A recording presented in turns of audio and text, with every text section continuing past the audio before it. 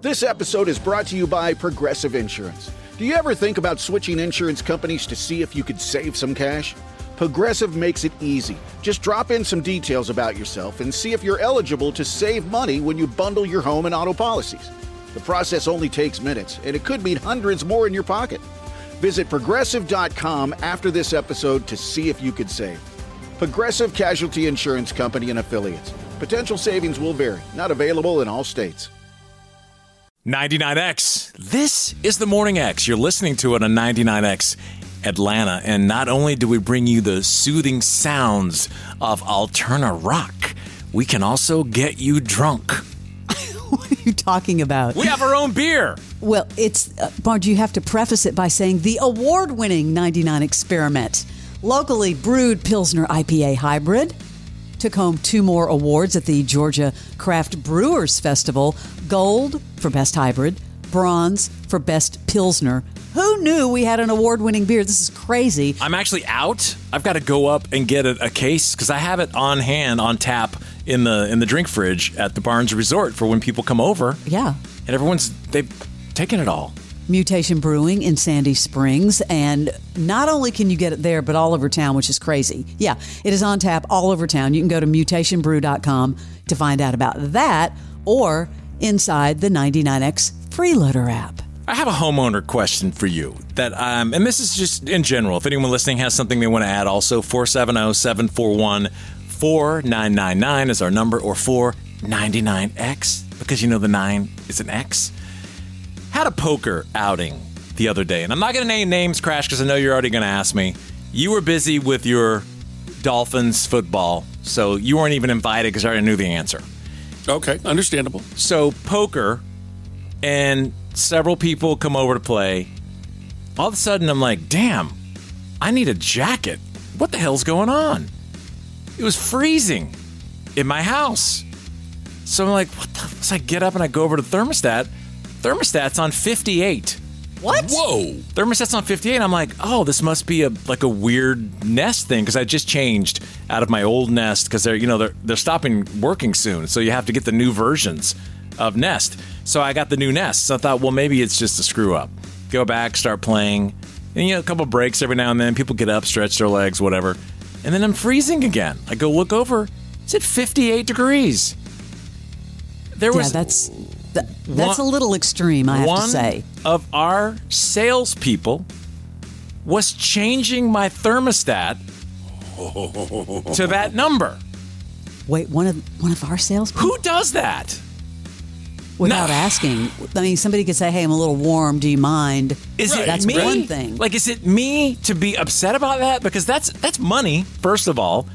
But you don't just go change somebody's thermostat to whatever you feel like it should be, and especially extremely. Yeah, maybe ask. Maybe like, hey, man, I'm a little hot. Can you just turn it down a little bit? And then you turn it to 58. Dude, my blood was boiling. You got to say something. So what did you end up doing? I very assertively said, what the are you doing? And he was like giggling like, well, it was hot. I'm like, it's not hot. Maybe it's you. Yeah. I just thought it was weird. I wanted to ask you, have you ever had something like that happen? I mean, have you had someone, like a guest at your house, do something stupid? Oh, yes. Why do you like? What did you have? Go ahead, Leslie. I don't have children. I just want to preface it with that. But I have to say, people that can't control their kids. I have some of those too. Oh, kids will be kids. That kind of attitude. Totally. They come over, they don't pay attention. When we lived in Atlanta, remember over by Chastain, remember? Yeah. We had an event, we had a dinner, and 2 really dear friends of mine brought their 2 kids, and the kids were out of control. And you have like real art and stuff. Something was broken. Oh, yeah, Something was broken bad. that was a piece of my folk art, and they didn't even they were like, oh yeah, kids, they kind of brushed it off like it was no big deal. Nah. How can you not control your kids? We're not kid friendly here either. You gotta be prepared for that.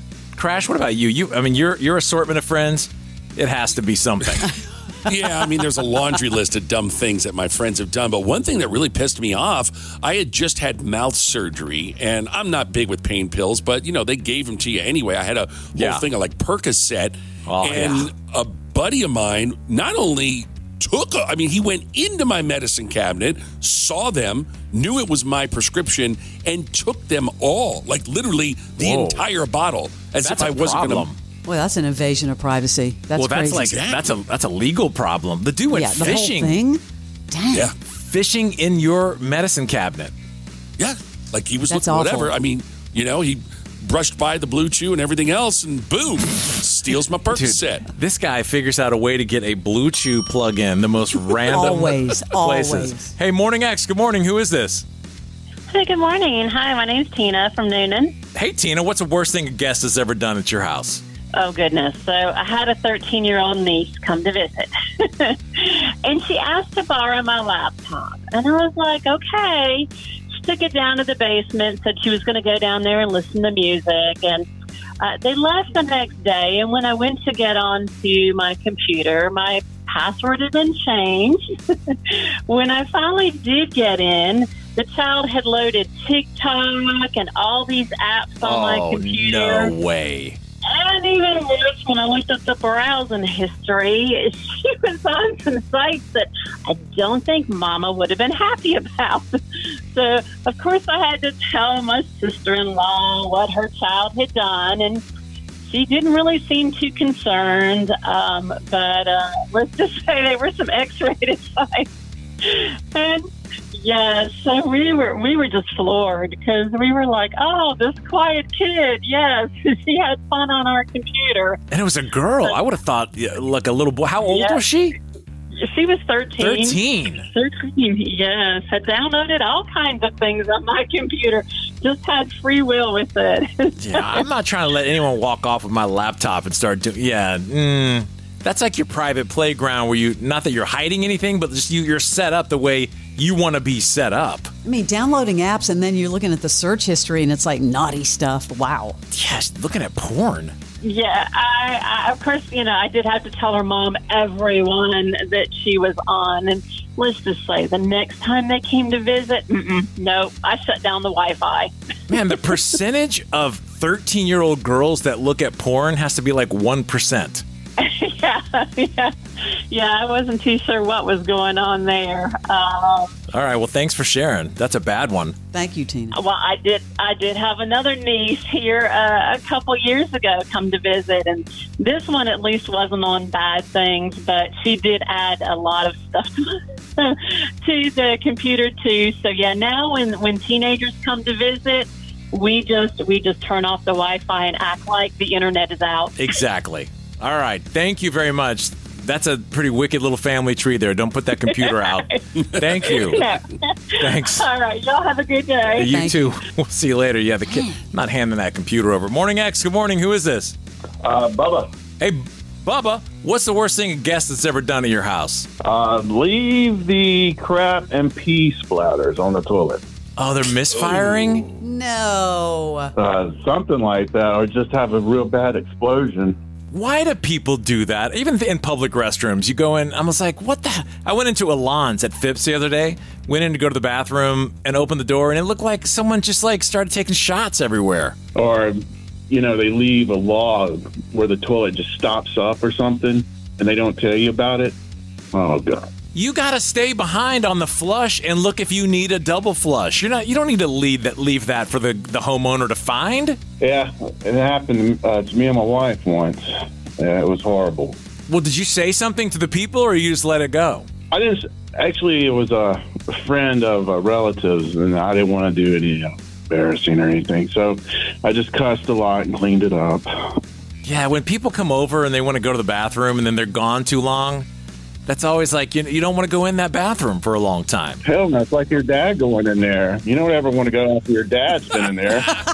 Well, if you want to, this is a good trick. I've mentioned this over the years, but go sometime with your phone and stand in the corner of your bathroom and hold your phone up really high and just get about 30 seconds of the toilet. And then when someone disappears for a long time and they come back in the room, stream that 30 seconds, start playing it when they're walking out. It freaks them out every time. barn. They're like, oh my God, of course I have a camera in the bathroom. Are you like 13? What's going on? All bits. Hey, thanks, dude. Appreciate you. Yeah, man. Actor Michael Rosenbaum, he knows some of the most talented people in the business, and now he's getting the inside story. Talking with Josh Duhamel, did you ever suffer with anxiety? I would put tremendous pressure on myself to deliver because if I didn't know what else I was going to do. David Tennant, if you could do Hamlet, nothing should make you nervous. I was on the floor of my dressing room in the fetal position. I've been there. The Inside of You podcast. I hope you enjoy the podcast. We talk about mental health and life and all that stuff. Thanks for being here. Follow and listen on your favorite platform.